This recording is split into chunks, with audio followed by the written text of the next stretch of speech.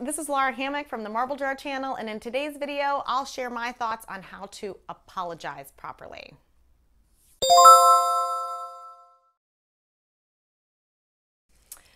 So first, let me just confess from the outset that apologies do not come easily to me, particularly in the heat of the moment.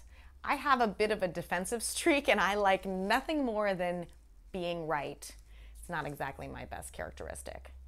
But my temper flares out as quickly as it ignites, and it doesn't take me too long to start to consider how my actions may have contributed to a conflict, sometimes just a couple of minutes. And in those cases, I muster up my courage and I apologize. I've apologized to my husband like 1,000 times. I've apologized to my kids, my parents, my in-laws, my coworkers, and my friends. The thing is, and this is what I tell my kids, we are gonna do crappy things to each other. It's inevitable, and it happens all the time. Not because we're terrible people, but because we weren't paying attention. We misread a situation. We said something stupid. We got angry. We were selfish. We unintentionally hurt someone. We're all going to do crappy things. But most of the time, that actually matters less than how we handle it afterwards. So here are the 3 things that an apology does. Number 1, admits wrongdoing. Number 2, expresses remorse for how it affected the other person. And number 3, takes some practical steps towards making sure it doesn't happen again. Those are the 3 things. So let's just talk for a second about whether apologies show weakness. This is a common view, that if you apologize, it's as good as exposing your jugular to your opponent.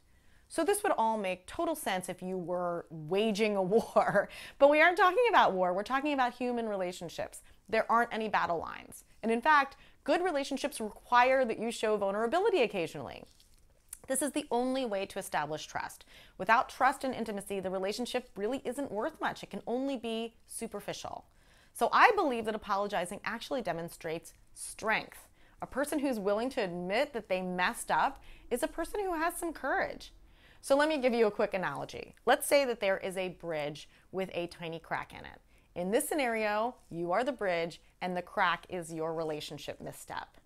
You can just ignore the crack and continue to drive across the bridge, or you can realize that it's there, but you don't really do anything to fix it. Instead, just maybe put up some additional concrete walls or some scaffolding for reinforcement. Even so, that bridge is never going to be as strong as one where the crack was identified and fixed from the beginning. Apologizing is fixing the crack, and that takes courage. So why? Why apologize at all? So there are 2 reasons that I think. Number 1, it's the right thing to do. And number 2, relationships just don't mend right without them. So say you overheard one of your friends saying a bunch of terrible things about your kid at a party. She could obviously tell that you were upset because when she looked up, you walked right out of the room. It's possible without an apology, you could eventually get to a point in a couple of months where you could be on superficially normal terms with this friend. But that relationship is never going to be the same. So here's another one of my bad analogies. Relationship missteps, like that example of saying something terrible about someone's child, are like breaking a bone. And an apology is the surgery that sets that bone back in place to heal properly. Without an apology, the bone could heal, but it'll probably never be right again. That same thing obviously could also happen with an apology, of course, if the misstep was too egregious. But an apology is required if you want the relationship to heal properly. And sometimes it'll heal even stronger than before. So let's talk do's and don'ts. So, do's. Do the 3 things. Remember them. Number 1, admit wrongdoing. Number 2, express remorse for how it affected the other person. And number 3, take some practical steps to make sure it doesn't happen again. Do it even if it's unintentional. So even if you didn't do something on purpose or you didn't intend for things to happen the way they did, you can still apologize for the role that you played and the way that it affected your friend.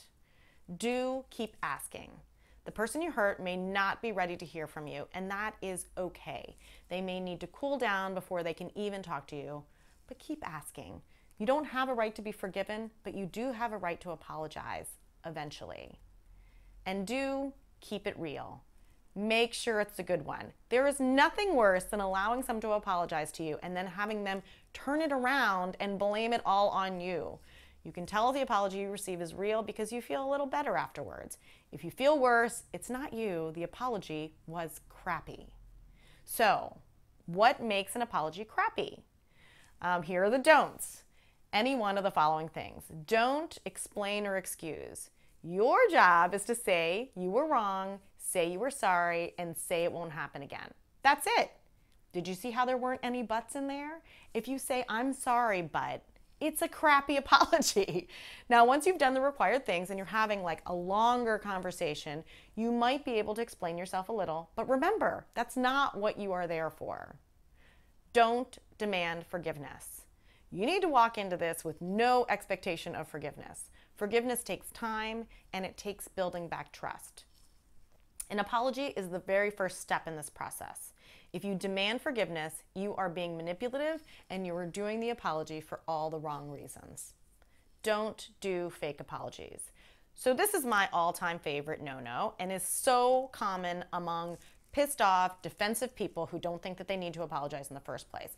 I can see one of these coming from a mile away. So here are the 4 fake apology templates.